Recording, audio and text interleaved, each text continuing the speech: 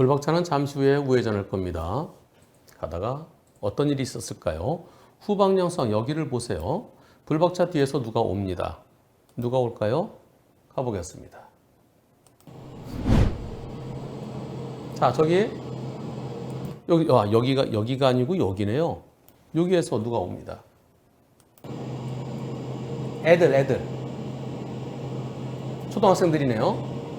초등학생 한 3, 4학년 될까요? 네. 내 뒤에서 와요. 나 갑니다.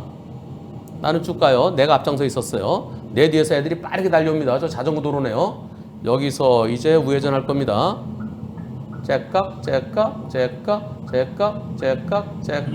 우회전 들어가는데, 아이쿠. 어허. 뭐라 그래요? 괜찮대? 안 다쳤어? 안 다쳤으면 됐어? 네.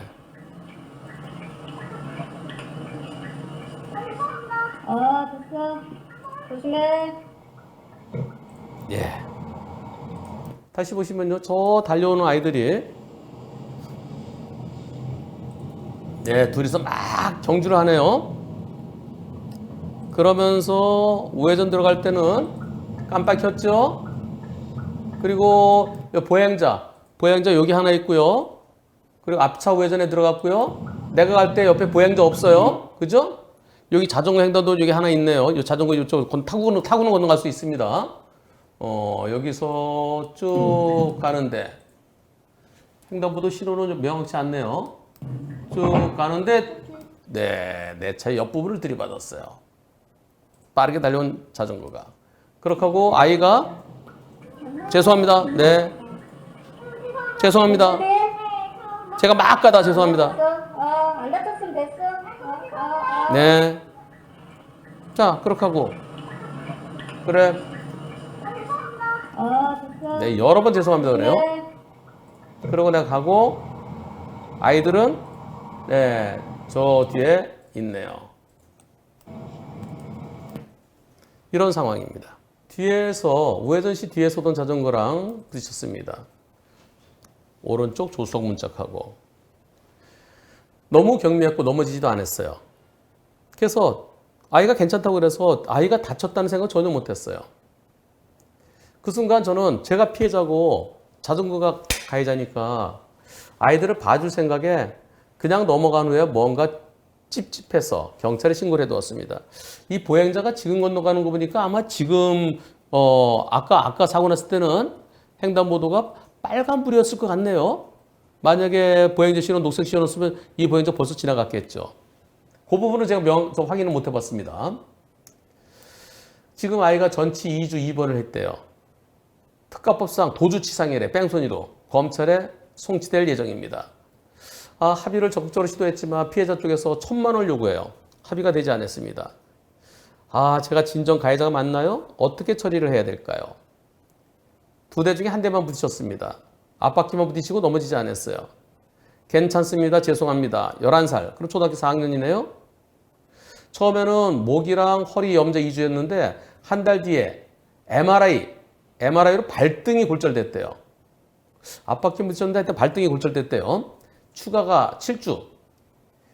제가 연락처를 주지 않았던 이유로 뺑소니 혐의를 받고 있습니다. 그런데요. 본인이 찝찝해서 파출소에 신고를 했죠. 2시간 후에. 네, 제가 먼저 신고를 했고 나중에 아이 측에서 신고가 들어왔습니다. 투표해 보겠습니다. 뺑소니입니까? 뺑소니 아닙니까? 투표 시작. 100%가 뺑소니 아니라고 그러십니다. 앞에 신호등 황색 신호, 황색 전멸등이에요. 네, 황색 전멸.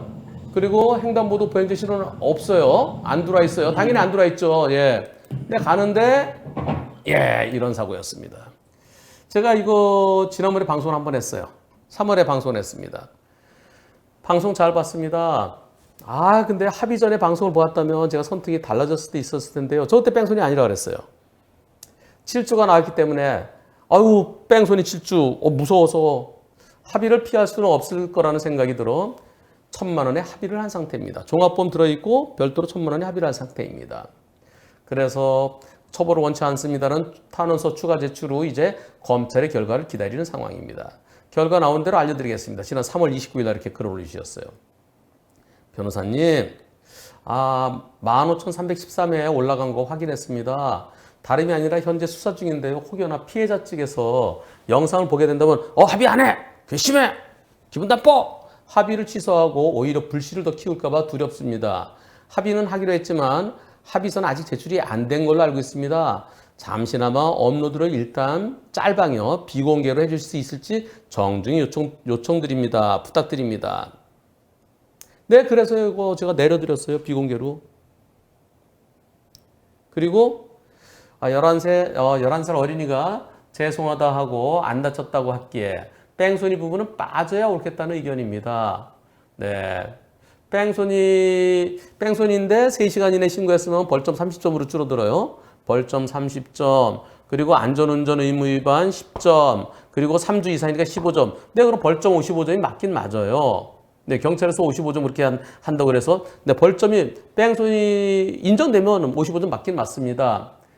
그런데 자동차가 먼저 우회전 들어간 상태였어요. 자전거 질주해왔잖아요. 과거만 판사 만나면 운전자에게 잘못 없다! 라고 판결할 수 있습니다. 예. 형사비 얼마에 하셨나요? 운전자 보면 가입되어 있나요? 다시 한번 확인했습니다. 저 자신의 실수에 대한 대가라고 생각하고요. 피해자 측에서 1,000만 원 불은 그대로 합의했습니다. 그러니까 괜찮아? 안 다쳤어? 응, 안 다치면 됐어. 이렇게 하고 그냥 간 거. 이거 내 실수했다. 네, 1,000만 원. 네, 대가를 치른다. 1,000만 원 다 주고 합의했습니다. 운전자 보험에는 가입돼 있지만 뺑소니는 적용이 안 된다고 합니다. 여기서 또 하나 이제 문제점이 있죠. 뺑소니 기소됐을 때 나중에 법원에서 무죄 받으면 그런 건 뺑소니 아니죠. 그러면 운전자 보험 나와야 되겠죠. 뺑소니를 기소해서 억울해서 변호사 선임해서 근데 변호사 선임비를 안 줘요. 운전자 보험에서는. 근데 뺑소니 무죄 받으면 그 운전자 보험에서 변호사 선임비를 주는 게 옳겠습니다. 저는 그렇게 생각합니다. 보험약관에 그 부분까지 명확하게 돼 있는지는 모르겠어요. 앞으로 이런 게 많이 문제될 것 같습니다. 뺑소니로 기소된다면 이제 합의됐으니까 벌금형으로 기소되겠죠. 예, 그렇다면 정식 재판 청구해서 무죄 다퉈보세요.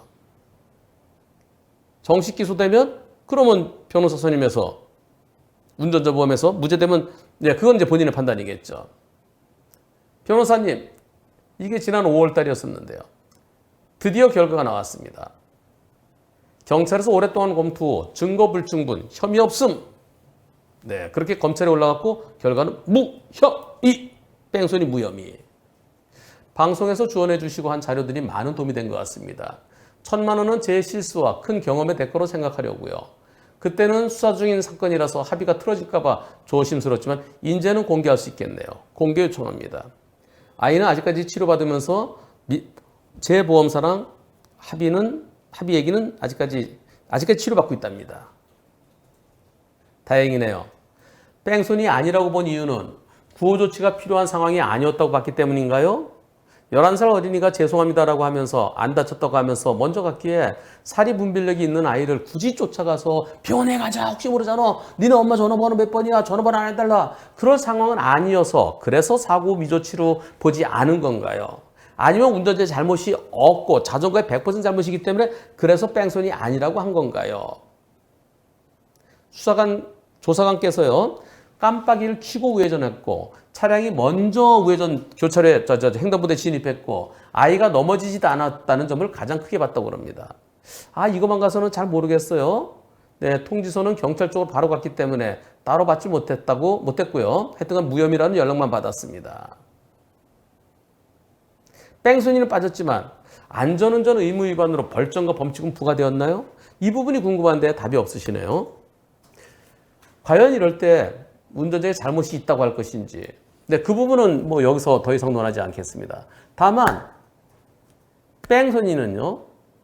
나한테 잘못이 있을 때 나한테 잘못이 있는데도 불구하고 사람이 죽거나 다쳤을 때 상대의 동의를 받지 않고 그냥 가버리는 거. 그게 뺑소니죠. 그래서 그 현장에서 괜찮다 하더라도 연락처를 주고받고 그랬어야 되는데 근데 그렇지 않은 거. 그런데 그것은 사람이 죽거나 다쳤다는 것을 인식할 수 있었어야 됩니다. 알고서도. 근데 현장에서 11살 먹은 애가 네 죄송합니다. 제가 막 달려오다가요. 괜찮니? 네 괜찮아. 응, 안 다쳤으면 됐어. 그런데 그런 상황에서도 과연 구호 조치가 필요할까요? 그리고 그런 상황에서 앞바퀴만 부딪히고 타이어가 턱 부딪혔는데 타이어만 부딪혔으면 보통 자전거 타고 가다가 어디 부딪히더라도 사람이 부딪히지 않으면은 자전거가 구겨진 것도 아닌데 다쳤다는 인식이 없었죠. 미필적으로도 저럴 때 미필적 혹시 모르잖아. 근데 11살 짜리가 괜찮다고 그러는데. 그래서 이 뺑소니 무혐의 된 게 운전자에게 잘못이 없어서 무혐의 됐는지 구호 조치가 필요한 상황이 아니라고 봐서 무혐의 됐는지 그건 모르겠습니다. 그러나 이분 혹독한 1,000만 원 혹독합니다. 가혹합니다. 그래서 여러분들 어린이와 사고는 반드시 괜찮다고 그러더라도 그 부모에게 엄마한테 전화하자. 그래 혹시 모르잖니? 서로 연락처 주고받으시고요. 혹시 지금 괜찮다는 나중에 문제 있으면 저한테 연락 주세요. 100대 빵이냐 아니냐 하는 것은 나중 문제입니다. 그리고 또 어린이가 아닌 중학생, 고등학생 또는 성인이라 하더라도 괜찮다 하더라도 혹시 모르니까 연락처를 서로 주고받으십시오. 예, 전화번호가 어떻게 되세요? 아니면 제 전화번호 알려드릴게 찍으세요. 그래서 저한테 전화를 주세요. 그래서 서로 여보세요? 네, 제 전화 맞죠? 나중에 혹시 이상 있으면 연락 주세요. 나한테 잘못이 있느냐 없느냐는 나중입니다. 뺑소니로 곤혹을 치르지 않으시려면 만약에 쓰러졌으면 119 신고하고 그렇게 당연히 하셔야 될 거고요. 괜찮아 보이더라도 반드시 연락처를 주고받으십시오. 이분 영상, 이분 사고는 진짜 많은 것을 생각하도록 해주는 것 같습니다.